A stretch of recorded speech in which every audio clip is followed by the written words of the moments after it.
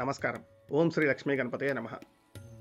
ఈ సంక్రాంతి పండగ సంబంధించినటువంటి 3 రోజుల్లో మూడవ రోజైనటువంటి పండగ కనుము. అది యథార్థానికి అందరూ కనుమ పండగ అంటూ ఉంటారు కానీ కనుము అని అనాలి అని చెప్పి చాలామంది పెద్దలు చెప్తూ ఉంటారు. ఎందుకంటే కనుము అంటే పశువు అని అర్థం, జంతువు అని అర్థం. జంతువుకి సంబంధించినటువంటి పండగ ఏమిటండి అంటే వేదంలో మనకి 5 మహాయజ్ఞాలు చెప్పారు. దేవయజ్ఞం, పితృయజ్ఞం, భూతయజ్ఞం, బ్రహ్మయజ్ఞం, మనుష్యయజ్ఞం. దేవయజ్ఞము అంటే ఇదిగో మనం అగ్నిహోత్రం చేయటం, నిత్యము దీపారాధన చేయటం, ఇవన్నీ కూడా దేవతా యజ్ఞాల కిందకి వస్తాయి. అంటే మనం లక్ష్మీ గణపతి హోమము, వాస్తు హోమం ఇవన్నీ చేస్తూ ఉంటాం కదా, ఇవన్నీ కూడా దేవతా యజ్ఞాలట. ఆ తర్వాత మనుష్య యజ్ఞం అంటే నిత్యము ఎవరైనా ఒక అతిథికి భోజనం పెట్టిన తర్వాత మాత్రమే మనం భోజనం చేయటం.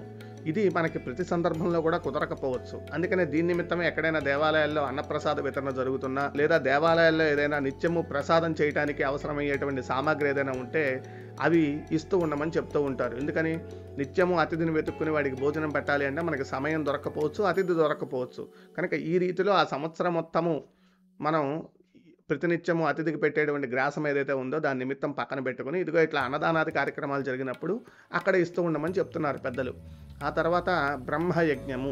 బ్రహ్మయజ్ఞము అంటే మంత్రములు అనే అర్థం. అంటే వేదం చదువుకునేటువంటి వ్యక్తులు ఎవరైతే ఉంటారో వారు నిత్యము ఆ వేదాన్ని చదవడమే బ్రహ్మయజ్ఞం. మరి మన పరిస్థితి ఏమిటండి? మేము వేదం చదవలేదు, మరి మేమేం చెయ్యాలి అంటే స్తోత్ర పారాయణాదులు కానీ మంత్రజపాలు కానీ ఏదైతే మీ గురువుల నుంచి నేర్చుకున్నటువంటి మంత్రములు ఉంటాయో, ఉపాసనా మంత్రములు, అవి నిత్యము సాధన చేయటం బ్రహ్మయజ్ఞం అంట. తద్వారా బ్రహ్మత్వ సిద్ధి. బ్రహ్మత్వము అంటే ఏమీ లేదు, జ్ఞానము అని అర్థం. ఒక మాటలో చెప్పాలంటే అది జ్ఞానయజ్ఞం అని కూడా చెప్పచ్చు. అంటే జ్ఞానాన్ని పెంచుకోవటము అనేటువంటి అర్థంలో కూడా దీన్ని తీసుకోవచ్చు. కనుక ఈ బ్రహ్మయజ్ఞం చేయాలట. దీని తర్వాత భూతయజ్ఞము. భూతయజ్ఞము అంటే నిత్యము ఆహారం తినేటువంటి సందర్భంలో కనీసం ఒక ముద్దైనా తీసుకుని వెళ్ళి పక్షులకో పశువులకో ఒక పిడికెడు అన్నం పెట్టమని వేదం చెప్తోంది. ఆ తర్వాత పితృయజ్ఞము. నిత్యము కూడా పితృతర్పణం వదలమని చెప్తోంది శాస్త్రం. కుదరకపోతే సంక్రమణములు, సంక్రాంతి దినములు, అట్లానే అమావాస్య దినములు, పితృపక్షములు, అట్లానే గ్రహణ సమయాలు, గ్రహణాలు ఎప్పుడైనా వస్తే దాని తర్వాత ఖచ్చితంగా పితృతర్పణ వదలాలి అని చెప్తోంది శాస్త్రం. ఈ 5 కూడా పంచమహాయజ్ఞాలు. ఇందులో ఈ భూతయజ్ఞం మిగతా వాటన్నిటికీ కూడా మనం ఏదో ఒకటి చెప్పుకున్నాం. బ్రాహ్మడికి స్వయంపాకం ఇవ్వటమని, లేదంటే ఇదిగో ఏదైనా అన్నప్రసాద వితరణ జరిగినప్పుడు ఇస్తే దాని నిమిత్తము ఆ మనుష్యయజ్ఞం పూర్తవుతుందని, దేవయజ్ఞం నిత్యం దీపారాధన చేసుకుంటే దేవయజ్ఞం కిందకే వస్తుందని, వేదం చదవకపోయినా స్తోత్రం చదువుకుంటే బ్రహ్మయజ్ఞం పూర్తవుతోందని, పితృదేవత తర్పణాదులు ఏదో ఒక సందర్భంలో వదులుకుంటూ ఉంటే పితృయజ్ఞం పూర్తవుతోందని. మరి భూతయజ్ఞం ఎలాగా? నిత్యము ఏదో ఒక జీవికి అన్నం పెట్టమని చెప్తున్నారు కదా, ఎందుకని అసలు మనం ఆ జీవులన్నిటికీ అన్నం పెట్టాలి? మన మతంలో మనం కనుక గమనిస్తే మనకి ఉపయోగపడేటువంటి జీవులు కానీ ఉపయోగపడని జీవులు కానీ దేంట్లో అయినా కూడా మనం దైవత్వాన్ని దర్శించగలం. ఎందుకని సర్వజీవుల్ని సృష్టించింది ఆ పరమాత్మే. నువ్వు ఒక మాట మాట్లాడుతున్నావు అంటే అది పరమాత్మ సంకల్పం తప్ప నీ సంకల్పం కాదు అని నమ్ముతూ ఉంటాం మనం బలంగా. కనుక ఇటువంటి మన నిత్యం మన జీవనానికి ఉపయోగపడేటువంటి జీవులు చాలా ఉన్నాయి. వాటన్నిటిలో విశేషంగా చెప్పబడేటువంటివి ఎద్దులు, ఆవులు, గేదెలు, ఇవేవైతే ఉన్నాయో వీటిని ఈ కనుము పండగ రోజున చక్కగా కడిగి, ఎట్లా అయితే భోగి రోజున చిన్నపిల్లలందరినీ కూర్చోబెట్టి నువ్వుల నూనె రాసి స్నానం చేయించామో అట్లానే వీటిని కూడా మన పిల్లల్లాగా భావించి వీటికి కూడా చక్కగా ఒళ్ళంతా రుద్ది స్నానం చేయించి ఎండలో ఒక 10-15 నిమిషాలు నుంచోబెట్టి ఆ తర్వాత వాటికి రంగురంగులైనటువంటి మువ్వలని, గజ్జెలని, గంటలని అన్ని అలంకారాలు చేసి వాటిని గ్రామం అంతా తిప్పుతూ ఉంటారు.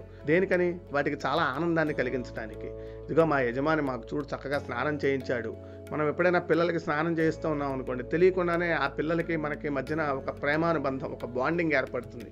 ఆ బాండింగ్ ఆ జంతువులతో ఆ యొక్క రైతులకు ఏర్పడాలి అని చెప్పి ఈ కనుమ పండగ అనేటువంటిది పెట్టారు. ఈ రోజున చక్కగా వాటికి స్నానం చేయించిన తర్వాత వాటిని అలంకారం చేసి గ్రామం అంతా కూడా తిప్పుతూ ఉంటారు. అట్లానే గంగిరెద్దుల వాళ్ళు ఈ సందర్భంగా సంక్రాంతి సందర్భంగా వస్తూ ఉంటారు. ఆ ఎద్దుకి నమస్కారం చేసుకుని దాని మీద ఏదో ఒక వస్త్రాన్ని కప్పి దానికి ఒక గుప్పెడు బియ్యాన్నన్నా తినిపించమని చెప్తూ ఉంటారు. అంటే ఈ రీతిలో అయినా మనం ఆ భూత రుణాన్ని, ఈ పంచమహాయజ్ఞాలు ఏవైతే చెప్పామో అవన్నీ కూడా మనకి పంచ రుణాలు. దేవతా రుణం, బ్రహ్మ రుణం, పితృరుణం, మనుష్య రుణం, భూత రుణం. ఈ 5 రుణాలతోనే మనం పుడతాం. ఈ 5 రుణాలు ఈ యజ్ఞాలు చేసి మాత్రమే తీర్చుకోగలం మనం. కనుక ఈ భూత యజ్ఞానికి సంబంధించినటువంటి ఈ కార్యక్రమం నిమిత్తం ఈ కనుమ పండగ పెట్టారు. ఆ తర్వాత అసలు పశువులు అంటే మన ఇంట్లో ఉండేటువంటి జంతువుల గురించి ఒక చిన్న మాటలో చెప్పాలి అంటే రుణానుబంధ రూపేణ పశు పత్ని సుతాలయ అని చెప్తోంది శాస్త్రం. అంటే మన రుణాలు గత జన్మలో వాటికి మనం రుణపట్టమో మనం వాటికి రుణపట్టమో ఏదో ఒకటి జరిగితే తప్ప భార్య కానీ పిల్లలు కానీ పశువులు కానీ ఆలయము అంటే మనం నిత్యం సందర్శించేటువంటి దేవతాలయాలని అనుకోవచ్చు, లేదంటే మనం ఉండేటువంటి గృహం అని కూడా అనుకోవచ్చు. ఇవన్నీ కూడా ఆ రుణానుబంధంగా మాత్రమే మనకు సంక్రమిస్తాయిట. అంటే ఏ జన్మలోనో వారు మనకు రుణపడి ఉంటే అది తీర్చలేక మన ఇళ్లలో పశువులుగా జన్మనెత్తడం, ఆ రుణాన్ని తీర్చుకుంటాం, ఇవన్నీ కూడా గమనించవచ్చు మనం.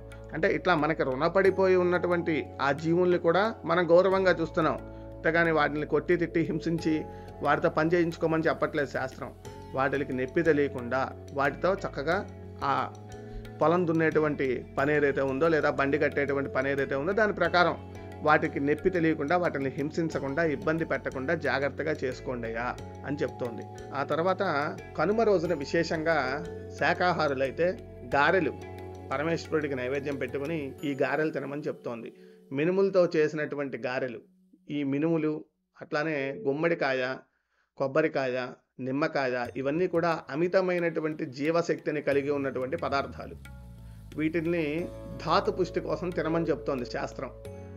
విశేషంగా కనుమ పండగ రోజు ఎందుకయ్యా తినాలంటే ఇక నుంచి రాబోయే రోజులన్నీ కూడా కాస్త చలి ఎక్కువయ్యి మళ్ళీ తిరిగి చలి తగ్గి మరలా ఎండ తీవ్రంగా ఉండి మరలా వర్షం పడి ఇట్లా ఈ 6 నెలలు ఉత్తరాయణ పుణ్యకాలం అంతా దాదాపుగా మనం 3 రకాలైనటువంటి వాతావరణాలు చూస్తాం.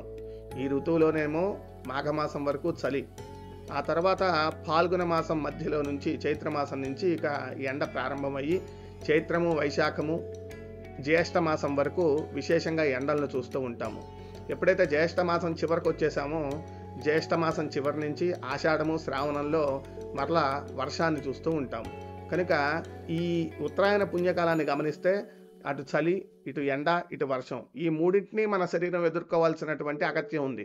కనుక నీకు ధాతి పుష్టి కలిగించేటువంటి మినువుల్ని ఆహారంగా తీసుకో అని చెప్పి దాని నిమిత్తం ఈ నియమాన్ని ఏర్పరిచారు పెద్దలు.